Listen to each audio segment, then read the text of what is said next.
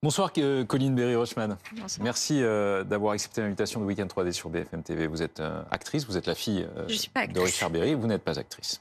J'avais une mauvaise information, ça commence bien. Merci en tout cas d'être avec nous. Bonsoir Maître Klugman. Bonsoir. Vous êtes vous bien l'avocat de Colline Berry-Rochman, je ne me trompe pas. Parfait. 4 jours après l'annulation de votre condamnation pour diffamation par la Cour de cassation, quel est votre état d'esprit? Il est un peu soulagé, toujours vigilant, parce que cette plainte, elle est reportée en appel, donc je ne suis pas totalement lavée de cette condamnation, de ces accusations qui ont été portées sur moi. Voilà. Donc vous êtes modérément Modérément soulagé. soulagée. C'est quand même un pas important, j'imagine, qui à vos yeux vient d'être franchi. Oui, c'est un pas important parce que c'était tellement hallucinant déjà qu'on puisse porter plainte contre moi alors que j'ai simplement dénoncé des faits dont j'ai été victime et que cette décision de justice en diffamation a été rendue alors que l'enquête était à peine C'est au ça, que la début. justice ne s'était pas encore véritablement penchée Tout à fait. sur les accusations que vous formulez à l'encontre Tout à de fait, votre l'enquête père. était en cours. Et c'est des enquêtes qui sont longues, alors que le temps judiciaire de l'accusation de diffamation est beaucoup plus rapide. Et ça, c'est un vrai problème. Maître Klugman, que dit précisément la Cour de cassation dans son arrêt rendu mardi? La Cour de cassation prend la décision de la Cour d'appel de Riom et explique, dans les termes les plus vifs que peut faire la Cour de cassation, que c'est tout ce qu'il n'aurait pas fallu faire. Que cette condamnation de Colline n'a pas lieu d'être. Et donc, non seulement elle l'anéantit dans toutes ses dispositions, je vous rappelle qu'il y avait 2 séries de propos poursuivis, les uns sur le passé sectaire de Gene Manson, enfin sur l'important passé sectaire de Gene Manson, les autres plus précisément sur les abus que Colline a dénoncés, et toute la procédure est anéantie. Et signal supplémentaire, la Cour de cassation renvoie devant une cour d'appel, qui n'est pas celle une autre. C'est une manière de dire vraiment, vous avez fait n'importe quoi. Mais pour vous, c'est une façon de désavouer c'est comme ça que tous les juristes lisent la précédente cour d'appel et le tribunal cette décision, bien sûr. C'est monstrueux ce qui s'est passé. Je vous le dis ici. C'est comme ça que vous le vivez aussi, pardonnez-moi, mais c'est comme ça que vous le vivez aussi, Colline Berry. Vous diriez, comme votre avocat, c'est monstrueux. Ah ben je l'ai vécu de façon sidérante, c'est-à-dire que déjà que cette plainte ait lieu, c'était déjà hallucinant de ce renversement des places, et c'était moi qui devenais coupable ou accusée alors que je venais porter plainte. Ça a été un procès où j'ai à peu près tout subi, tout entendu, où j'ai même été jusqu'à être giflée en l'enceinte du tribunal par ma belle-mère. Voilà. En pleine audience. En pleine audience. Le procès avait effectivement été très tendu. Mais la compagne actuelle de votre père, vous avez adressé une gifle. Pour laquelle elle a été condamnée d'ailleurs. Dans la salle d'audience.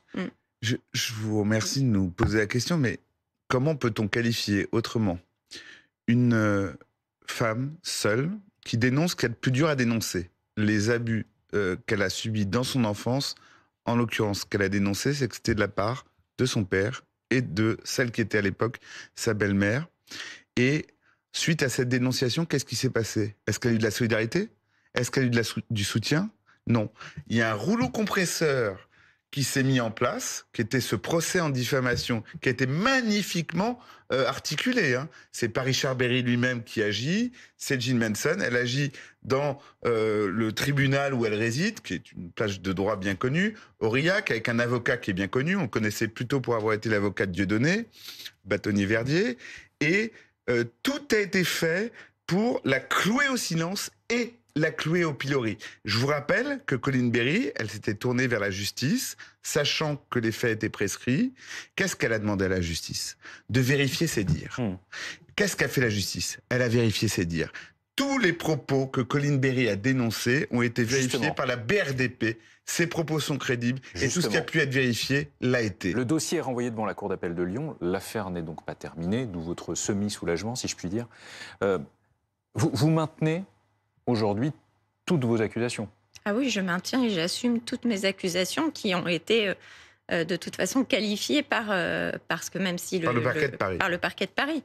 Depuis la circulaire de Dupond-Moretti, même si des faits sont prescrits, ils peuvent être qualifiés ou insuffisamment qualifiés. Moi, ils ont été qualifié. Vous parlez de faits prescrits, c'est-à-dire que là, c'est l'autre procédure, si je puis dire, savoir votre plainte pour viol et agression sexuelle sur mineur de 15 ans par ascendant et corruption de mineurs contre votre père, l'acteur Richard Berry. Elle avait donné lieu à l'ouverture d'une enquête qui a été classée sans suite le 31 août 2022 pour cause de prescription. Vous ne pouvez donc rien faire de plus dans ce volet-là? Dans ce volet-là, je ne peux rien faire de plus. J'attendais justement la reconnaissance de cette qualification, même si je savais que les faits étaient prescrits. Alors, c'est pas tout à fait juste qu'on ne peut rien faire de plus. Alors, dites-nous. Parce que la justice civile a ouvert une voie. Quand l'action pénale est prescrite, on regarde si le dommage qui a été subi dans l'enfance, lui, a cessé ses effets. Et il y a une décision de justice importante qui a été ouverte par le tribunal de Paris, dans lequel on a considéré que le préjudice n'étant pas consolidé, l'action civile restait ouverte contre l'auteur des faits. C'est quelque chose qui concrètement, ça pourrait aboutir à quoi alors, concrètement, dans cette affaire? Ça pourrait aboutir à attraire devant une juridiction civile la responsabilité de Richard Berry ou de Jean Manson en réparation du préjudice qui est persistant. Mais sur le plan pénal, votre père ne pourra jamais être condamné pour les faits que vous lui reprochez et qu'il a toujours nié. Jamais. Je le rappelle aussi. Qu'il a nié publiquement. Ça, par exemple, c'était dans le dossier de... Ces dénégations, on sent que ça vous... Bon, et on peut tout à fait le comprendre.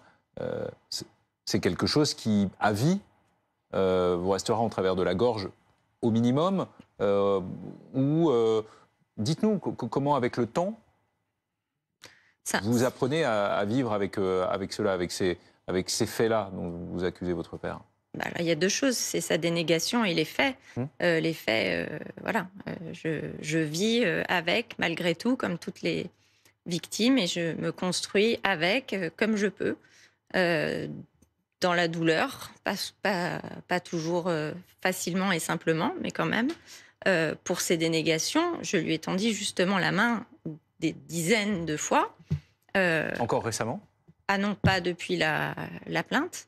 Pour vous, c'est terminé? Vous avez tourné la page de la relation passée avec votre père? Tout à fait, oui. C'est d'ailleurs pour ça que j'ai porté plainte, c'est que j'ai compris qu'il n'y avait plus rien à attendre de lui. Mais au fond de vous-même, la fille que vous êtes et que vous restez n'attend plus rien de son père? Il n'y a plus aucun espoir d'un rapprochement? Colline, dans cette affaire, elle a tendu la main longtemps et elle s'est pris une gifle. La gifle, elle est venue au tribunal de la part de la compagne de Richard Berry, mais ça résume parfaitement les faits. Et vous savez, la démarche de la plainte de Colline, qui est une démarche de désespoir, elle fait ça quand elle sait qu'elle ne peut plus rien attendre de son père, et donc elle demande à la justice de vérifier les faits et ses dénonciations, ce qu'elle a fait. Propos crédibles, tout le monde est là pour dire que tout ce que dit, en tout cas, il n'y a aucun mensonge de la part de Colline Berry, que les faits sont crédibles, c'est tout ce que ne peut nous dire la justice. Bon. Mais je vais un peu plus loin. La procédure, la dénonciation des faits qu'elle a subis par Colline est concomitante de l'installation de la Civise, de ses travaux, puis maintenant du rapport. J'allais y venir. Bon. Je rappelle à l'adresse des téléspectateurs que mi-novembre, la commission sur l'inceste a rendu ses préconisations au gouvernement et elle souhaite rendre imprescriptibles les violences sexuelles sur les mineurs. Comment avez-vous, vous, Colline Berry, accueilli cette demande faite à l'État? Je l'accueille avec beaucoup d'espoir, de la même façon que si je viens ce soir pour aussi témoigner, bien que ce n'est pas vraiment un exercice que j'apprécie, c'est aussi pour pointer du doigt le fait que quand on porte plainte, on puisse aujourd'hui être poursuivi en diffamation alors que les enquêtes sont en cours. C'est insupportable. Et qu'aucun fait ne peut être vérifié. Donc il y a un problème dans la chronologie judiciaire, dans le droit, j'en sais rien. Mais il devrait pouvoir y avoir un gel des procédures de presse. Le temps de l'enquête, c'est inadmissible, que ce soit pour les plaintes d'inceste, toutes les femmes qui portent plainte.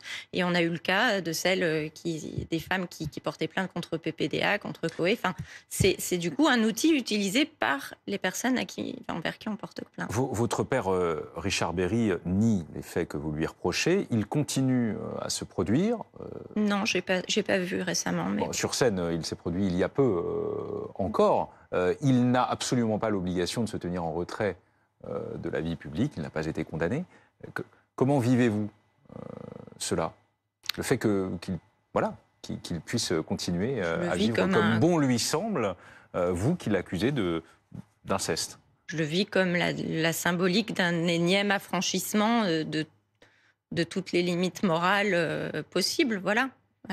Mais il n'a pas interdiction de le faire, effectivement. Voilà. Vous évoquiez il y a quelques secondes les affaires PPDA, Sébastien Coé, qui sera d'ailleurs l'invité de Benjamin Duhamel, invité exceptionnel de Benjamin Duhamel. Il s'exprimera publiquement pour la première fois. Ce sera demain sur BFM TV à 19h. Je voulais, pour terminer, évoquer aussi le cas de Gérard Depardieu. Que vous inspire à 18h Sébastien Coé demain? Pardonnez-moi, on rectifie dans mon oreillette. 18h Sébastien Coé, invité de Benjamin Duhamel demain.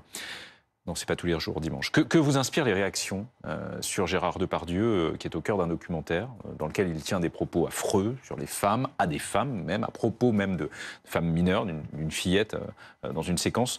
2 femmes ont déjà porté plainte contre lui pour viol et pour agression sexuelle. D'autres l'accusent aussi de violences sexuelles. Lui nie, il continue son métier, même si c'est de plus en plus dur tout de même. Beaucoup dénoncent une omerta dans le milieu du cinéma. Oui, c'est vrai, c'est le cas. Beaucoup de gens c'est une omerta, c'est une lâcheté pour certains. C'est aussi une espèce d'immunité artistique où, sous couvert de l'immense talent qu'a Gérard Depardieu, on pourrait passer outre les comportements absolument illégaux et obscènes, même ne serait-ce que dans les propos. Vous faites un parallèle en disant cela avec ce que vous pensez de votre père, qui est un artiste admiré par plein de Français et qui fait l'objet d'accusations terribles que vous, sa fille, formule. J'ai eu beaucoup de témoignages de gens du métier qui auraient beaucoup de choses à dire sur lui, pas spécialement sur ce qui concerne l'affaire d'inceste, mais mon père, ne serait-ce qu'à reconnu les violences aussi qu'il a exercées sur ma mère et sur des femmes. Ce qu'il avait nié pendant à peu près 50 ans. Donc oui, il y aurait des choses à dire. Et il y a une espèce de silence assez lâche dans le cinéma français. Si vous me permettez... Ce sera le mot de la fin, maître. Merci, le mot de la fin. Le mot d'ordre du rapport de la Ciivise, c'est plus jamais une victime seule. Et pendant tout ce temps-là, nous avons été seuls, alors que la Ciivise se réunissait, qu'elle faisait des appels au témoignage, qu'elle a recueilli énormément de témoignages. Et je regrette cela. Et puisque là, on en est à dénoncer l'omerta et celle qui sévit probablement encore dans le milieu du cinéma, vraiment, avant que la Ciivise ne se sépare, et alors que c'est à l'ordre du jour de savoir si elle va être maintenue ou dissoute. C'est pas encore tranché. Voilà, c'est pas encore tranché. Je pense qu'il y a, s'agissant de la parole de Colleen Berry, qui a affronté seule un rouleau compresseur pour avoir dénoncé les faits qu'elle a subis dans son enfance, quelque chose à réparer d'urgence. Merci à tous les deux. Merci. Merci de nous avoir accordé cet entretien.